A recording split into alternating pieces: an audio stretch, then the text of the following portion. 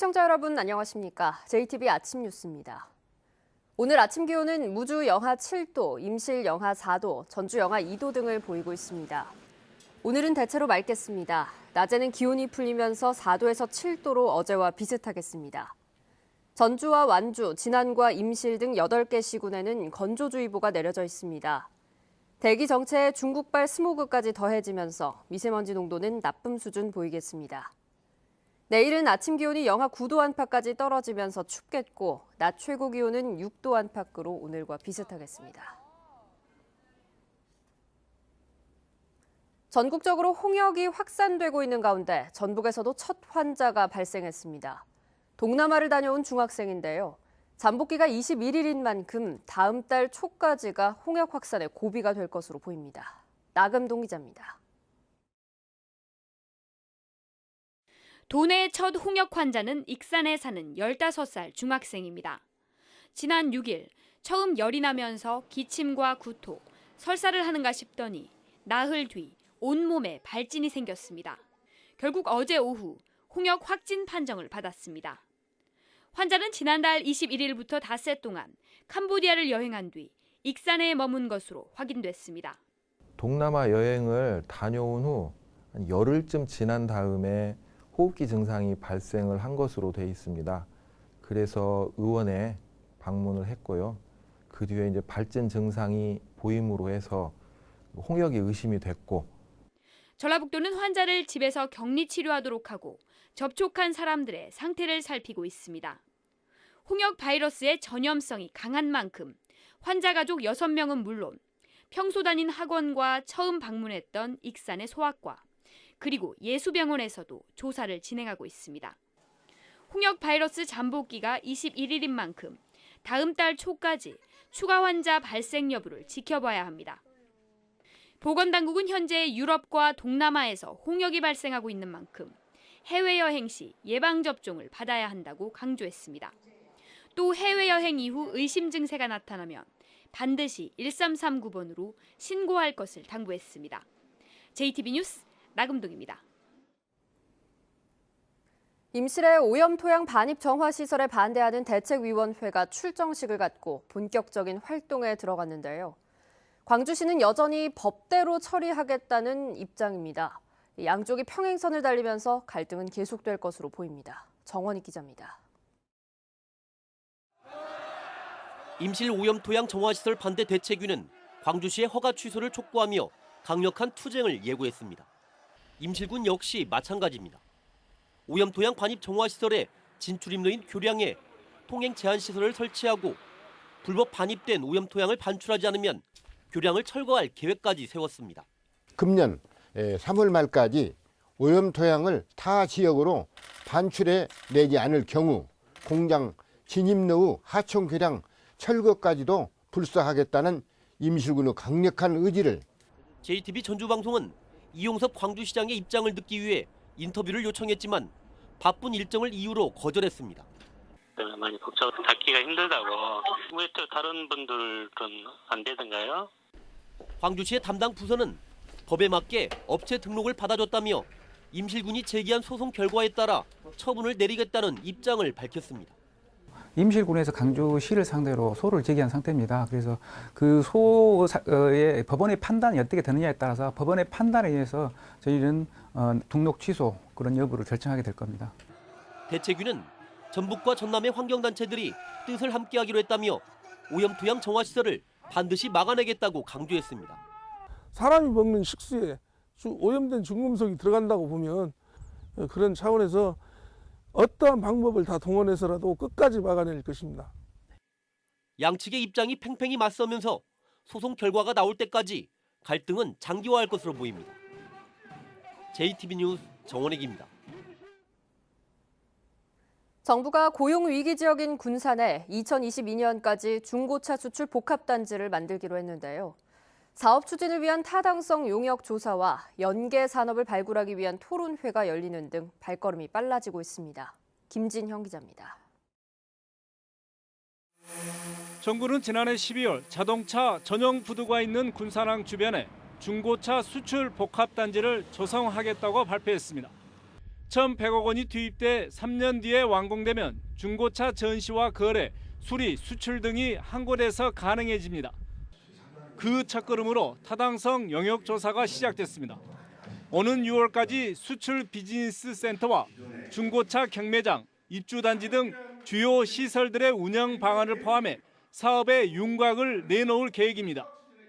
예산 확보는 어렵지 않고요. 가장 중요한 것이 활성화를 어떻게 해야만이 가장 극대화를 시킬 수 있는 거가 저희들로서는 큰 관건인 것 같아요.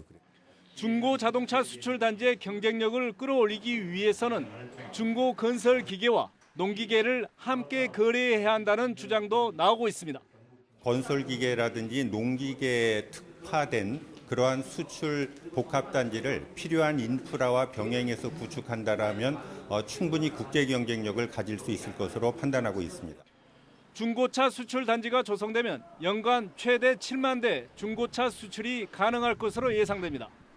첫 걸음을 뗀 중고차 수출 단지가 지역 경제를 살리는 돌파구가 될지 관심이 커지고 있습니다. JTB 뉴스 김진영입니다. 최근 새만금 국제공항 등에 대한 예비 타당성 조사가 면제돼 사업 속도가 한층 빨라지게 됐죠. 국가균형발전위원회 송재호 위원장이 이것만으로는 부족하다며 예타 면제를 추가로 추진하겠다고 밝혔습니다. 송창용 기자입니다. 문재인 정부가 내건 혁신적 포용 국가와 균형 발전을 주제로 한 국가 비전회의가 제주에 이어 두 번째로 전주에서 개막했습니다. 송재호 국가균형발전위원장은 균형 발전을 위해 최근 24개 사업의 예비 타당성 조사를 면제했지만 이것만으로는 부족하다면서 추가 대상 사업을 정하겠다고 밝혔습니다. 이걸 촉내고 계속 2차, 3차를 해야 살아나요. 그 지방이 살아야 저는 나라가 문을 안 닫고 서울 시민들도 쾌적하게 살 수 있는 그런 나라가 되리라고 믿습니다. 김부겸 행정안전부 장관도 지방 소멸 위기를 해결하기 위해 실질적인 지방 재정을 확충하고 지역 특화 균형 발전도 계속 추진하겠다고 말했습니다. 국민에서 받아야 될 의료 서비스, 교육 서비스, 안전, 교통, 주민 행정 등에 있어서 내가 대한민국 어디 살더라도 기본적으로 이 정도는 좀 해다오 라는 것들을 보장해 주는 게 결국은 우리 정부의 역할인 것 같습니다. 행사 기간 열리는 33개 토론회의 첫 번째는 산업위기 대응 전략에 관한 논의였습니다. 전문가들은 GM 군산공장과 군산조선소 폐쇄를 계기로 지역 주력 산업을 혁신해야 한다고 주장했습니다. 중견기업 중심의 모델이 필요하다는 겁니다. 그러니까 대기업이 아니라 중견기업들이 모여가지고 산업의 구조를 형성하고 생태계를 만들어가는 그런 모델이 필요하다는 거죠. 행사 마지막 날인 오늘은 전주시가 추진하는 특례시 지정에 관한 토론회 등이 이어집니다. JTB 뉴스 송창용입니다. 한국형 협동조합이 조만간 아프리카 우간다에 도입됩니다. 전북대에서 석사 학위를 받은 우간다 학생들이 자기 나라로 돌아가 농축산 협동조합 설립을 선언했는데요. 전북의 우수한 농축산 기술이 아프리카의 빈곤 문제를 해결하는 데 역할을 할 것으로 기대됩니다. 조창현 기자입니다. 농축산 석사 학위를 받은 아프리카 학생들. 이들은 우간다의 유명 농업대학을 졸업한 학생들로 지난 2년간 전북대에서 선진 축산 기술을 배웠습니다. 이론과 현장 실습을 병행해 얻은 연구 결과로 석사학위 논문까지 제출했습니다. 양돈 현장이기 때문에 돼지 새끼 분만을 하고 태어난 새끼를 키우고 하는 일련의 과정들을 처음부터 끝까지 전부 배웠습니다. Basically in swine production and the animal at large, the animal sector at large. So we've learned quite a lot of skills, a lot of technologies which we want to disseminate to our country when we go back this month. 우간다 학생들은 전북대에서 배운 선진 축산 기술을 자국 산업에 접목시킬 계획을 가지고 있습니다. 자립형 빈곤 문제 해결이라는 포부를 가지고 있는데 가장 먼저 한국형 협동조합 설립을 추진합니다. Be so impactful because this is what we are lacking back in Africa, and so the experience that I've got here, I believe, is going to be so impactful in transforming the agriculture sector in my country and Africa at large. 우간다 학생의 교육 프로그램은 기업체가 학비와 현장 실습을 지원하고 전북대가 이론 교육을 담당해 산학 연계, 국제 개발 협력의 선순환 모델로 주목을 끌고 있습니다. 아프리카에는 굉장히 열정적인 청년들이 많이 있는데요. 그들이 모자라는 기술 그리고 우리나라가 그 경험 속에서 가지고 있는 산업 기술들을 연결시켜서 그들이 새로운 창업을 할 수 있는 그런 기반을 만드는 것을 목표로 하고 있습니다. 양계, 양돈, 원예 등 전북의 우수한 농축산 기술을 바탕으로 우간다에 뿌리내릴 푸드컬처 협동조합이 아프리카 빈곤 문제를 해결하는 데 큰 역할을 할지 주목됩니다. JTB 뉴스 조창현입니다. 군산시가 소상공인들에게 일주일 동안 무료로 현수막에 홍보할 수 있는 기회를 제공하기로 했습니다. 남원시가 여성 친화 도시에 재선정됐습니다. 시군 소식 김철 기자입니다. 군산시가 저단형 현수막 게시대를 소상공인에게 무료로 제공합니다. 군산시는 골목상권 활성화를 위해 업소당 월 한 차례에 걸쳐 일주일 동안 무료로 게시대를 이용할 수 있다면서 건축 경관과에서 희망자를 선착순으로 모집한다고 밝혔습니다. 저단형 현수막 게시대 운영으로 올바른 광고문화 정착 및 쾌적한 도시 미관을 살리고 소상공인들을 위한 무료 홍보로 골목상권 활성화에 기여할 것으로 기대됩니다. 정읍시와 한국철도공사 정읍역이 관광열차 사업을 공동으로 추진합니다. 정읍시는 올 연말까지 코레일 철도 관광 상품을 통해 정읍시를 찾는 관광객에게 1인당 숙박비 10,000원을, 30명 이상의 단체에게는 교통비와 식비도 각각 1인당 10,000원씩을 지원합니다. 여성가족부가 선정하는 여성 친화 도시에 남원시가 2013년에 이어 다시 선정됐습니다. 남원시는 5년 동안 정부 예산을 지원받아 여성이 행복한 도시를 만들기로 했습니다. 우리 여성들의 역량 강화와 경제활동 지원을 통해서 여성과 남성이 같이 더불어 사는 남원을 만들어 가겠습니다. 진안군 미래비전위원회가 출범했습니다. 교수와 언론인, 연구원 등 28명의 전문가로 구성된 위원회는 진안군의 주요 정책과 현안 사항에 대해 정책 제안과 자문 역할을 합니다. 부안마케팅 영농조합법인이 농식품부 공모 사업으로 추진한 스마트팜 유리온실 준공식이 부안군 주산면 사산리에서 열렸습니다. 법인은 2017년에 완공한 1헥타르를 포함해 모두 2.7헥타르의 스마트팜 유리온실에서 연간 1,100톤의 토마토를 생산해 22억 원의 수익이 예상된다고 밝혔습니다. JTB 뉴스 김철우입니다. 국토교통부가 전국 표준지 공시지가를 공시한 결과 전북은 평균 4.45%가 올랐습니다. 이는 전국에서 세 번째로 상승률이 낮고 지난해 상승률 5.13%보다도 낮습니다. 전국에서 공시지가가 떨어진 시군구는 울산 동구와 군산 등 두 곳으로 군산은 1.15% 하락했습니다. 한 해 300만 명이 넘게 이용하는 전주역의 교통시설 개선 사업이 추진됩니다. 전주시는 한국철도공사와 협의를 거쳐 전주역에서 백제로로 진입하는 주행차로를 2차로에서 3차로로 늘리고 배웅하는 차량이 정차할 수 있는 공간 5면도 확보하기로 했습니다. 또 전주역 주차장을 이용하는 차량이 동부대로로 바로 진입할 수 있도록 주차장 출구를 추가하는 등 오는 7월까지 개선 공사를 마무리할 계획입니다. 미세먼지가 심한 날에 노후 경유차의 운행을 제한하는 방안이 검토됩니다. 전라북도는 오는 15일부터 미세먼지 저감 특별법이 시행됨에 따라 고농도 미세먼지 저감 조치가 내려지면 노후 경유차의 운행을 제한할지를 검토해 상반기 안에 결정하기로 했습니다.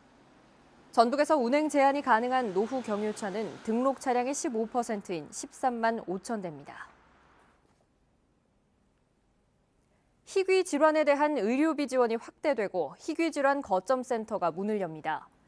전주시는 올해부터 희귀 질환 의료비 지원 대상에 선천성 풍진증후군, 심내막 융기결손, 선천성 대동맥 협착 등 57개가 추가돼 요양급여비의 본인 부담금, 호흡 보조기, 간병비 등을 지원받게 됐다고 밝혔습니다.